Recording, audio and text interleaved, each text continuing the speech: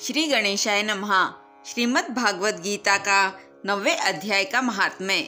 श्री नारायण जी बोले, हे लक्ष्मी जी, दक्षिण देश में भाव सुशर्मा नामक एक शूद्र रहता था। वह बड़ा पापी और मांस मदिरा खाने वाला था। वह जुआ खेलता था, चोरी करता था और पर स्त्री गमन करता था। एक दिन मदिरा पान से उसकी देह छूटी। वह मरकर प्रेत हुआ, एक बड़े वृक्ष पर रहने लगा। एक ब्राह्मण भी उस नगर में रहता था। दिन को भिक्षा मांगकर स्त्री को लाकर देता था। उसकी स्त्री बड़ी कलहनी थी। समय पाकर उन दोनों ने प्राण त्यागे।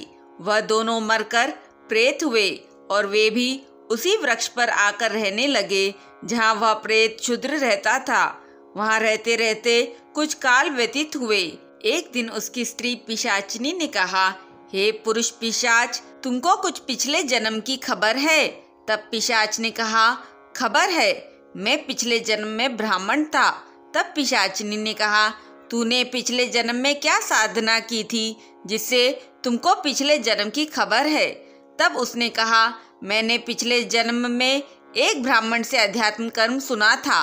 तब फिर पिशाचिनी ने कहा, तूने और कौन सी साधना की थी?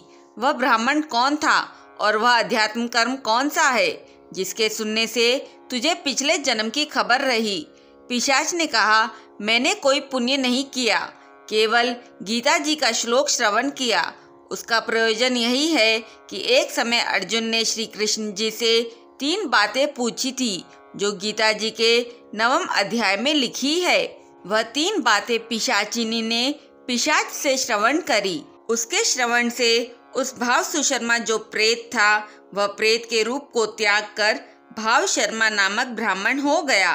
तत्काल ज्ञान होने से विशुद्ध चित्त होकर वह पाप के चोले से मुक्त हो गया तथा उस आधे श्लोक के महात्म्य से वे पति पत्नी भी प्रेत देही से छूटकर तत्काल देव देही पाई। तभी स्वर्ग से विमान आए, उन पर चढ़कर वे वैकुंठ को गए। श्री नारायण जी ने कहा, हे लक्ष्मी जी, यह 9वें अध्याय का महात्म्य है जो आपने सुना है। गीता के 9वें अध्याय का महात्म्य समाप्त हुआ।